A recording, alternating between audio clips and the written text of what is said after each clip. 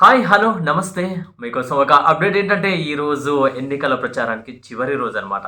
So, అంటే 11 తారీఖు municipal ఎలక్షన్‌లో పోలింగ్ జరుగుతోంది గాబట్టి, అందరి ఉత్కంఠ, ఆసక్తి ఎలక్షన్‌ల పైనే అనమాట. ఏది గెలుస్తుంది? ఏది ఓడబోతుంది? ఆ తర్వాత ఉత్సాహం ప్రతి ఒక్కరిలో ఉంది గదా! సో, బట్ ఏంటంటే, ఈరోజు సాయంత్రం 5 గంటల నుంచి అధికార పార్టీ నుంచి సీఎం రేవంత్ రెడ్డి గారు, మంత్రులు, ఎమ్మెల్యేలు, అటు బీఆర్ఎస్ పార్టీ నుంచి కేటీఆర్ గారు, హరీష్ రావు గారు, ఇటు బీజేపీ పార్టీ నుంచి కిషన్ రెడ్డి గారు, బండి సంజయ్ గారు, ఇలా చాలా అంటే చాలా మంది ఈ ప్రచారానికి హోరీగా ఈ నాంది పలకబోతున్నారనమాట. ఈరోజు చివరి రోజు కావడం వల్ల ఒక ఫినిషింగ్ టచ్‌లో అలా దుందుబి మోగించాలి కాబట్టి ప్రచార రథాలు సిద్ధం చేస్తున్నట్టు తెలుస్తుంది.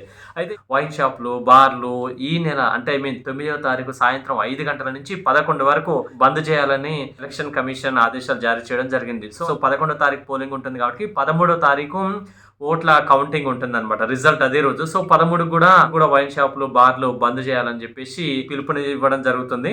సో, చూడాలి వెయిట్ అండ్ సీ. అంటే ఏ పార్టీ గెలుస్తుంది ఏంటనేది. ఇక కొంతమంది ఏందంటే అధికార పార్టీని గెలిపిస్తేనే అంటే ఫండ్ రిలీజ్ అవుతది. బట్ జనాలకేమన్నా చేయాలన్నా గూడా పాసిబిలిటీ, స్కోప్ ఉంటుందని జెప్పేసి అంటున్నారు. కొంతమంది ఏంటంటే లేదు బీఆర్ఎస్ పార్టీనే బెటరు. చాలా పనులు చేశారు. రైతు బంధులని అవని, ఇవని చాలా పథకాలు అనుకున్న టైంకి ఇచ్చారని జెప్పేసి కొంతమంది అంటారు. ఇక తెలుసు కదా! ఒక్కొక్క పార్టీ మరొక పార్టీ గురించి వ్యతిరేకంగా మాట్లాడుకోవడం. ఇక కామన్ ఎవరి ఒపీనియన్ వాళ్ళు కామన్ పీపుల్స్ కాబట్టి ఎవరి ఒపీనియన్ వాళ్ళు చెప్తూ ఉంటారనమాట. 11వ తారీఖు మున్సిపల్ ఎలక్షన్‌లకి రంగం సిద్ధమైనట్టుగా తెలుస్తుందనమాట. 18 సంవత్సరాలు నిండిన ప్రతి ఒక్కరు కూడా ఒక మంచి నాయకుడిని ఎన్నుకోండి.